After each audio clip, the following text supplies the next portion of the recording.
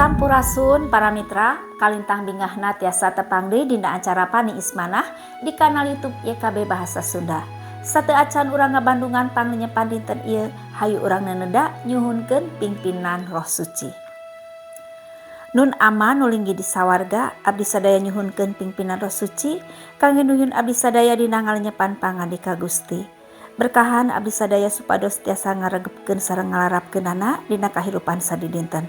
Paneda ieu disuhunkeun di lebet asmaning Gusti Yesus Kristus. Hatur nuhun Gusti. Amin. Para mitra, lenyepaneun urang dinten ieu dicuta tina buku renungan wasiat anu dijudulan To Be a Better Man.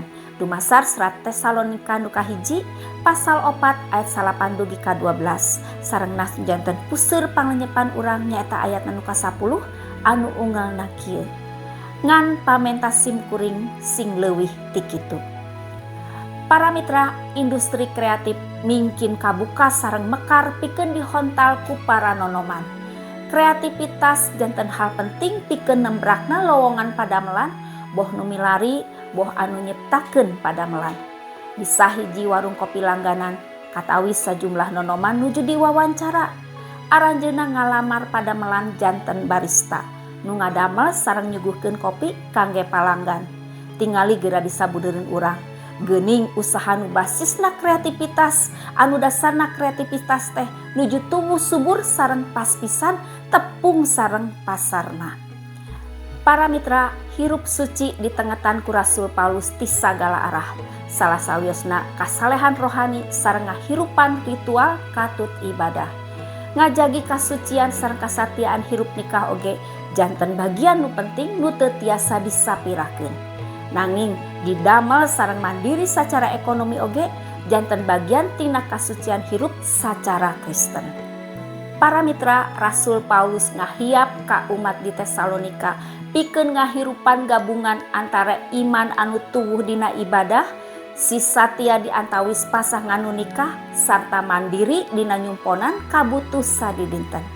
Ngalangkungan tilu bagian utami ieu, Rasul Paulus umaja ka jamaah pikeun hirup suci sareng janten berkah kangge sasama. Nu antukna sacara iman aranjeunna dewasa, hirup kulawargi aranjeunna runtut raut sareng raharja, dugi ka teu janten bangbaluh nu ngabeungbeuratan sareng nyusahkeun sasamana. Para mitra, unggal dinten urang disaur janten pribadi nu langkung sae.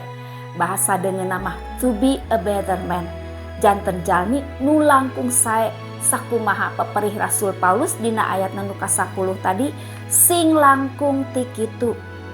Para mitra, ibadah nu ku urang dilakonan sakedahna ngawujud dina sisatia di tengahing kulawarga, oge dina satiap karya urang sadidinten di tengahing dunya. Eta ibadah nu sajati nu ngawujud nyatakeun pangandika Gusti, janten energi nu ngaberkahan kulawargi sareng oge sasama. Hayu urang ngadoa. Kapangersa anjeun Allah Rama di lebet Gusti Yesus Kristus, hatur nuhun kangge panglenyepan danget ieu. Rehna abdi sadaya disaur janten pribadi nu langkung sae ngajalankeun ibadah nu sajati nu ngawujud nyatakeun pangandika Gusti, janten energi nu ngaberkahan kulawargi sareng oge sasama. Pamugi guaran ieu janten berkah kangge abdi-abdi sadaya nu ngiatkeun iman abdi sadaya dina ngalakonan kahirupan sadidinten. Nyuhunkeun Roh Suci teu oleh ngauban abdi sadayana. Hatur nuhun Gusti, paneda ieu disambat sareng disuhunkeun di lebet asmaning Gusti Yesus Kristus. Hatur nuhun Gusti. Amin. Para mitra, rupina sakitu anu kapihatur panglenyepan dinten ieu, pamugi tiasa janten berkah kanggo urang sadayana. Ulah hilap, subscribe, like, sareng bagikeun kami sanes.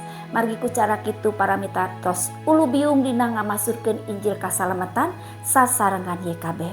Gusti Yesus ngaberkahan. Cag heula.